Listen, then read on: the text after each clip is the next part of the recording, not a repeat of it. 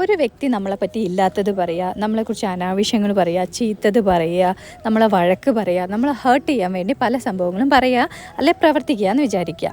ഇതെല്ലാം നമ്മളെ കുഴപ്പമാണോ? അല്ല. യഥാർത്ഥത്തിൽ അവരെ ഇൻസെക്യൂരിറ്റീസും അവരുടെ വൂണ്ടും അവരുടെ പ്രശ്നങ്ങളും അവരുടെ പേഴ്സണാലിറ്റി ഡിഫക്ട്സും അവരുടെ പ്രശ്നങ്ങൾ അവർ റിഫ്ലക്റ്റ് ചെയ്യുന്ന രീതിയാണ് വാക്കുകളിലൂടെ മറ്റൊരാളെ എയിം ചെയ്ത് ഹേർട്ട് ചെയ്യുക എന്നുള്ളത്. അപ്പോൾ അതിൽ നമ്മൾ സങ്കടപ്പെടേണ്ട ആവശ്യമുണ്ടോ?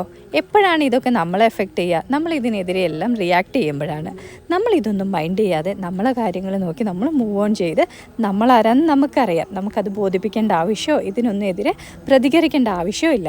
ആളുകൾ മറ്റുള്ളവരെന്നെക്കുറിച്ച് അത് പറഞ്ഞല്ലോ ഇത് പറഞ്ഞല്ലോ എന്നൊക്കെ ഓർത്ത് ജീവിതകാലം മുഴുവൻ ദുഃഖത്തോടെ കഴിയുന്നവരെ നമ്മൾ കൂടുതലും കണ്ടിട്ടുണ്ട്.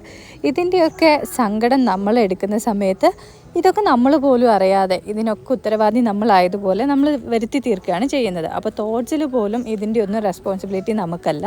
നമ്മൾ ഇതിനൊക്കെ റിയാക്ട് ചെയ്യാൻ പോലും പോകണ്ട. ഇതിനെല്ലാം കാരണക്കാർ പറയുന്ന ആളുകളാണ്. അവരുടെ വൂണ്ടിൻ്റെയോ അവരുടെ പ്രശ്നങ്ങളുടെയോ റിഫ്ലക്ഷൻ ആണെന്നുള്ള തിരിച്ചറിവാണ് ഇതിനുള്ള ഫസ്റ്റ് സൊല്യൂഷൻ. അപ്പോൾ ആ രീതിയിൽ നമ്മൾ മറ്റൊരാളുടെ റെസ്പോൺസ് അല്ലെങ്കിൽ മറ്റൊരാളുടെ ചീത്ത പ്രവൃത്തിയെ നമ്മളെ ജീവിതത്തിൽ ഒരിക്കലും എടുക്കാത്ത രീതിയിലേക്ക് മാറ്റുക.